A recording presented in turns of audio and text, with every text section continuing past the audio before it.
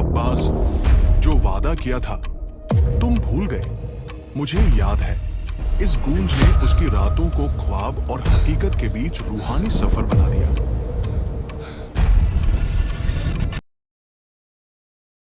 अब ये दूसरा हिस्सा है जहां अब्बास का दिल बेचैनी और उम्मीद के तूफानों में डोल रहा है। रात का सन्नाटा ऐसा था मानो सारी कायनात चुपके से सांस ले रही हो। शहर की गलियां खामोश थीं और अब्बास अपने कमरे में थक कर चला जाता है। उसका कमरा सादगी का आलम लिए था, मगर उसमें रूहानी सुकून की खुशबू बसती थी। दीवार पर टंगी एक तस्वीर में कुरान शरीफ की आयत इन्ना लिल्लाही व इन्ना इलैहि राजिऊन लिखी थी और मेज पर एक पुरानी डायरी रखी थी जिसके पन्नों में पिछले ख्वाब की स्याही अब भी ताजा थी। अब्बास ने अपने दिन के आखिरी काम निपटाए और फिर कुरान पाक उठाया। उसने सूरह यासीन की तिलावत शुरू की। हर आयत को इस तरह पढ़ा जैसे वो हैदर की यादों में डूबा हो। तिलावत के बाद उसने नमाज शब अदा की। हर रकात में उसका दिल हैदर के लिए दुआ मांग रहा था। उसने गहरे जज्बात के साथ बोला, या मेरे माबूद, हैदर को जन्नतुल फिरदौस में आला रुतबा अता फरमा, और अगर कोई पैगाम मेरे लिए है तो मुझे उसका ख्वाब दिखा। पिछली रात का ख्वाब उसके जहन में तूफान मचा रहा था। उसने अपनी डायरी खोली, पिछले ख्वाब के लिखे जुमले पढ़े और हर लफ्ज को छूकर महसूस किया जैसे वो हैदर की आवाज को फिर से जीना चाहता हो। वो सोने की कोशिश कर रहा था, मगर नींद उसकी आंखों से कोसों दूर थी। दिन भर की मसरूफियत और ख्वाब की बेचैनी ने उसे थका दिया था। उसका जिस्म थकान से चूर था और आखिरकार नींद ने उसे अपनी आगोश में खींच लिया। उसकी आंखें बंद हुईं और वो ख्वाब की रूहानी दुनिया में दाखिल हो गया। ख्वाब में अब्बास ने देखा कि वो एक अनजान आलम में खड़ा है। चारों तरफ एक नूरानी धुंध थी जो सितारों की चमक की तरह झिलमिलाती थी। हवा में एक ठंडक थी जो रूह को सुकून दे रही थी, मगर उसमें एक राज भी था। धुंध के बीच से एक शख्स धीरे धीरे उभरा, मानो वो नूर का सैलाब लिए चला आ रहा हो। वो हैदर था। अब हैदर और अब्बास एक दूसरे के रूबरू थे।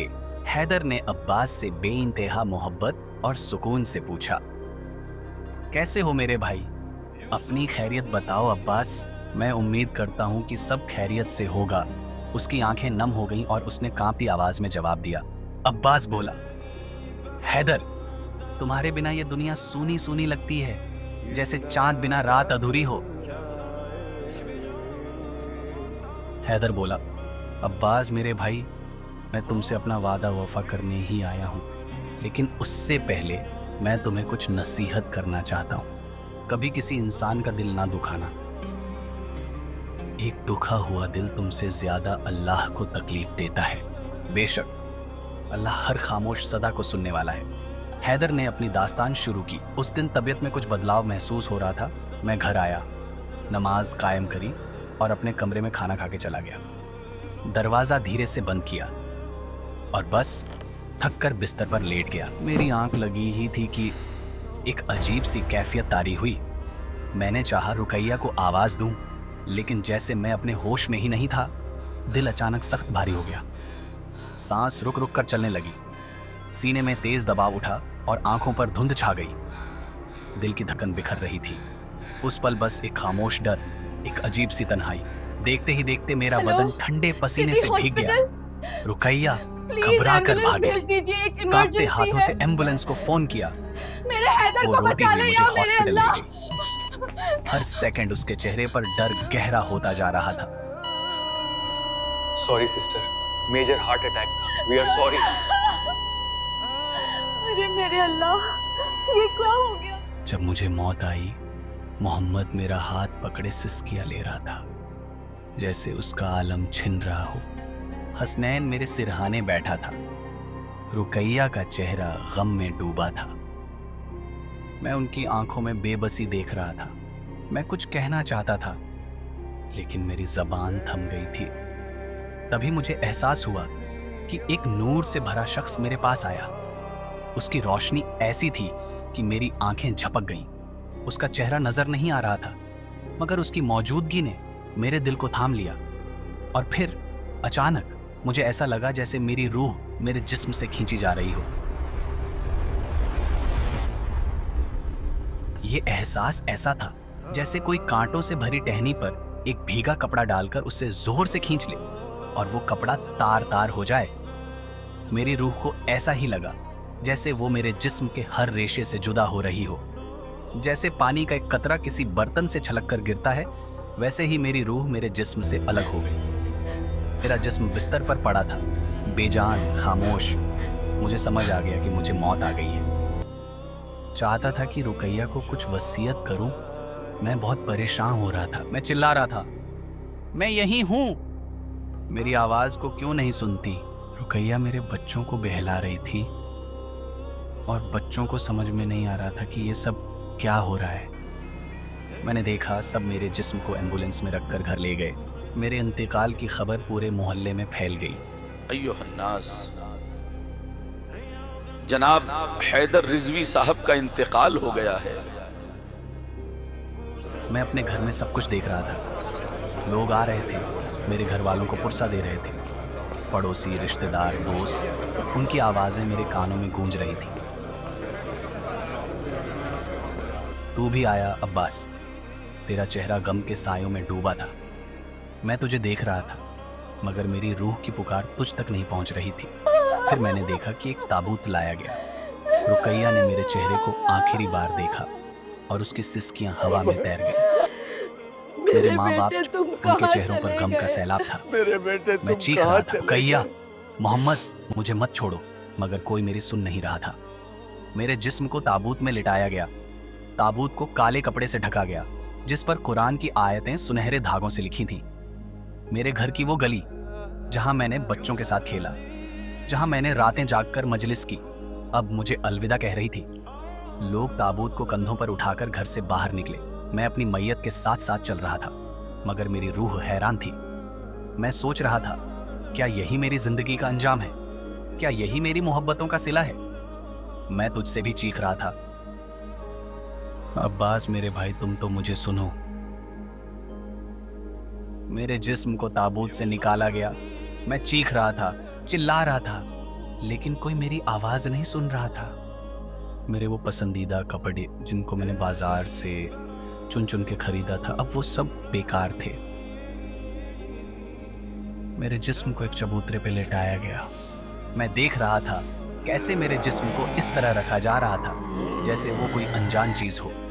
मेरी रूह कांप रही थी, मगर मैं कुछ कर नहीं सकता था। मुझे शर्म आ रही है, मुझे इस तरह मत नहलाओ। मैं तुम्हारा भाई हैदर हूं।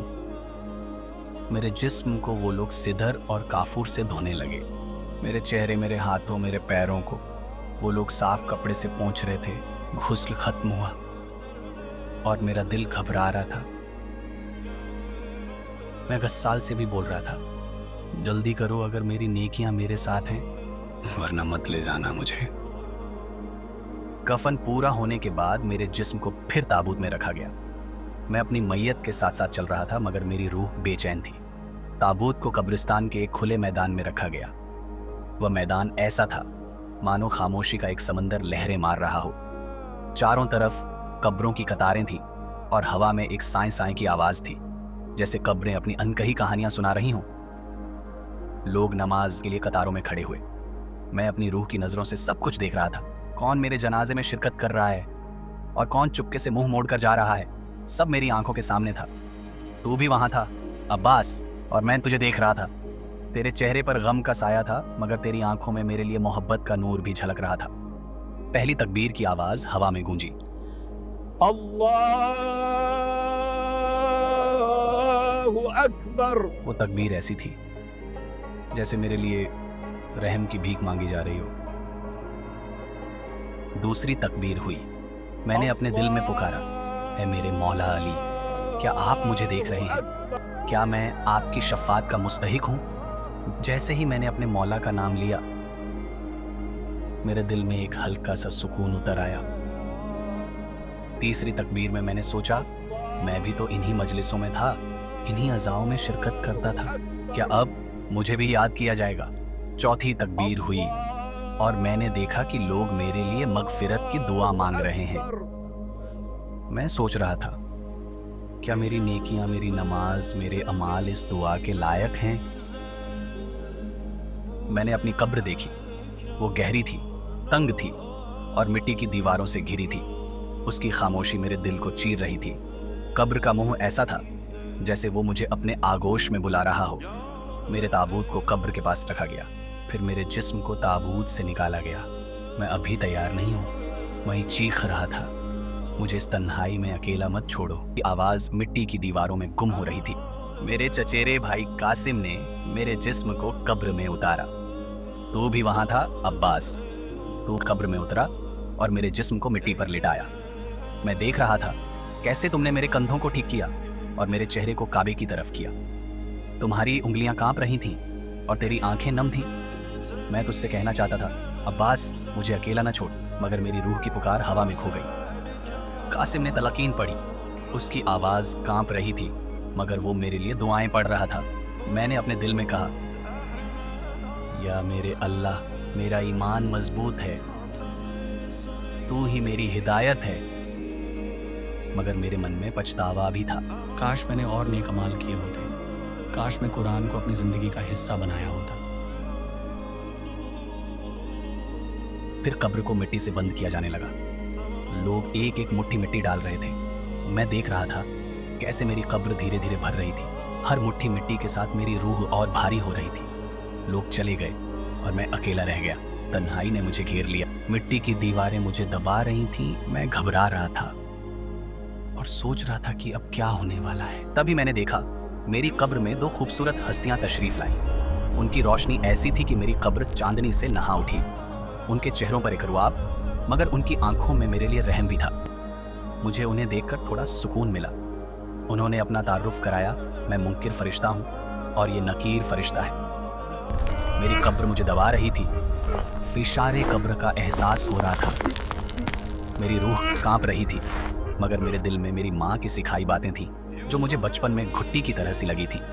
मुनकिर और नकीर की आवाज गूंजी, मन रब्बू का। मैंने उसी उलझन में जवाब दिया, मेरा परवरदिगार अल्लाह रब्बुल आलमीन। उनकी नजरें मेरी रूह को भेद रही थी। फिर आवाज आई, माँ दीन का। मैंने कहा, इस्लाम। फिशार और बढ़ा, जैसे कब्र की दीवारें मुझे कुचल रही हों, मगर मैं नहीं घबराया। मेरी माँ ने मुझे ये सब सिखाया था। फिर आवाज आई, मन नबियों का। मैंने जवाब दिया, हजरत मोहम्मद मुस्तफ़ा सल्लल्लाहु अलैहि वसल्लम।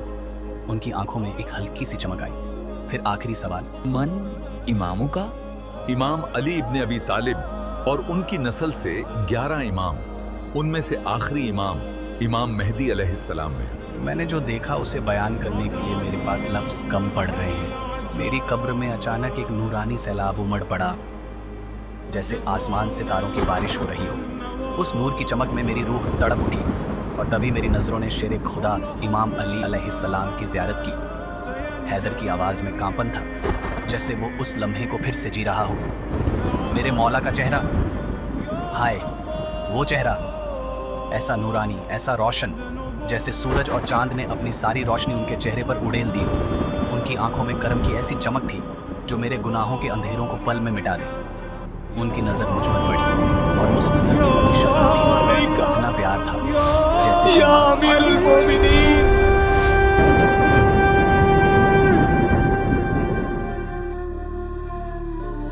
हैदर, घबराओ मत, मैं तुम्हारे साथ हूं।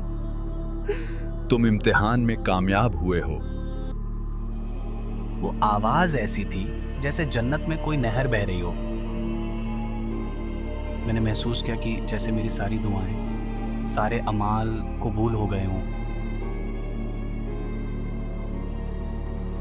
मैंने दुनिया में जो कुछ किया, जो कुछ सहा, सब इसलिए कि मेरे मौला की एक नज़र मुझ पर पड़े, कि उनका एक लफ्ज़ मेरे नाम हो। उसके चेहरे पर एक सुकून की मुस्कान थी और आंखों में आंसू अब भी रुके नहीं थे। मैंने दुनिया में जितने आंसू बहाए, जितनी मुश्किलें उठाई, सब उस पल के सामने फीके पड़ गए। मेरी आंखों में आंसू थे, मगर ये आंसू उस खुशी के थे जिसके लिए मैंने अपनी जिंदगी का हर लम्हा कुर्बान कर दिया था। मैंने अपने मौला को देख लिया और अब मेरी रूह को कुछ और नहीं चाहिए। हैदर की बातें सुनकर ऐसा लग रहा था जैसे वो सिर्फ एक कहानी नहीं, बल्कि एक रूहानी सफर का तजुर्बा सुना रहा हो। उसकी आंखों की चमक, उसकी आवाज की गर्मी और उसके लफ्जों का जादू उस नूरानी मुलाकात की सच्चाई को बयान कर रहा था। वो पल जब इमाम अली अलैहिस्सलाम की ज़ियारत हुई, हैदर की जिंदगी का वो अनमोल तोहफा था जिसके लिए हर दिल तड़पता है। मैं ये सब सोच ही रहा था कि मेरी कब्र में एक रोशन दरवाजा खुला। मुनकिर और नकीर ने कहा, इस दरवाजे में दाखिल हो जाओ, अब तुम्हारा बरज़ख का सफर शुरू होता है। मैं उस दरवाजे में दाखिल हो गया। मेरे दिल में सुकून था मगर पछतावा भी था। अब्बास, ये है मेरा हाल। जिंदगी का कोई भरोसा नहीं। नेक अमाल करते रहो, मजलूमों का हक मारने से बचो, अपना ख्याल रखो और मेरे लिए दुआ करते रहो। इतना कहकर हैदर धीरे धीरे उस नूरानी धुंध में गायब हो गया, जैसे चांदनी रात में तारा छिप जाए। अब्बास की आंख खुली। वो हैदर को ख्वाब में देख के बहुत खुश था। उसको ऐसा एहसास हो रहा था जैसे वो कोई ख्वाब नहीं, असलियत में हैदर के साथ मौजूद है। अब्बास को इस बात की सबसे ज्यादा खुशी थी कि हैदर ने उसको इंतकाल के बाद भी याद रखा था। कमरे में सन्नाटा था, सिर्फ दीवार घड़ी की टिक टिक गूंज रही थी। उसने पानी का गिलास उठाया और एक घूंट पिया, मगर उसका गला सूखा हुआ था। उसने अपनी डायरी उठाई और रात के ख्वाब को लिखना शुरू किया। उसने हर बारीकी लिखी, हैदर का नूरानी चेहरा, उसकी शफकत, उसकी दास्तान, इमाम अली अलैहिस्सलाम से मुलाकात और वो रोशन दरवाजा। वो सो नहीं सका। वो बिस्तर पर लेटा हैदर की बातों को याद करता रहा। उसे हैदर की हिदायत याद आई, किसी का दिल ना दुखाना। उसे हैदर का पछतावा याद आया, काश मैंने कुरान पढ़ा होता, काश मैंने नमाज कज़ा ना की होती। अब्बास को अपने दोस्त की कमी का एहसास और गहरा हो गया। उसे पछतावा हुआ कि वो हैदर के साथ और वक्त क्यों ना बिता सका, मगर साथ ही उसे सुकून भी था कि हैदर ने अपने मौला की जियारत की और उसका बरज़ख का सफर रोशन था। सुबह हुई। अब्बास ने नमाज फजर अदा की।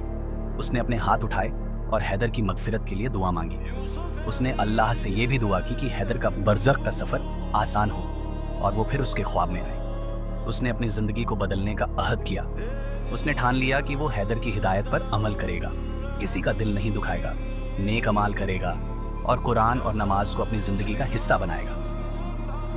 अगले एपिसोड में क्या हैदर बरज़ख के और राज बताएगा? ये राज देखने के लिए एपिसोड 3 जरूर देखें। वीडियो पसंद आया हो तो लाइक, सब्सक्राइब, शेयर और कमेंट जरूर करें। आपकी दुआएं ही इस सफर की असली ताकत है।